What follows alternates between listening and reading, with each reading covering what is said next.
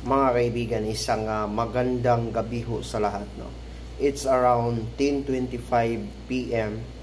of February 17, 2025. That's we are already right now here. That's to discuss all about the things that we need to discuss about the life. That there is a lot of the prospect. When the prospect of the life, and there is a probable that you need to understand what is life is going on. So that's why we need to understand in the near future, you need to have a visionary and the futuristic visions of your life.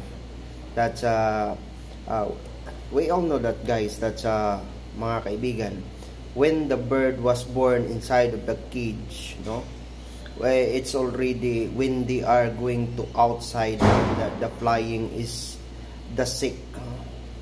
So that's why in life we need to understand, and every struggles and hindrance that we have is we need to look and to be what was the needs in our experience, so that every now and then that we are going to understand what is life all about.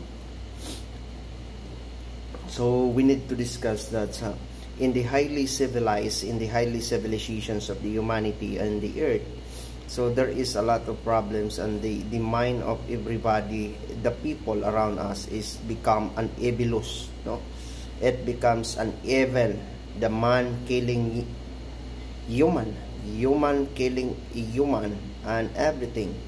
So when it's in the highly civilizations of the humanity, when it comes to the power, so when the politics in the power, so the politics right now and before is the same. So before there is no money and involvement and engagement to a lot of what the human is that, no, so that you can understand what is the moving life from the beginning and until now. So because of the human highly civilized and the civilizations of the certain humanity on this earth, in this universe, so you can understand what was the mind of everybody. So that's why in a lot of the things that you need to understand is your life is not the life of others.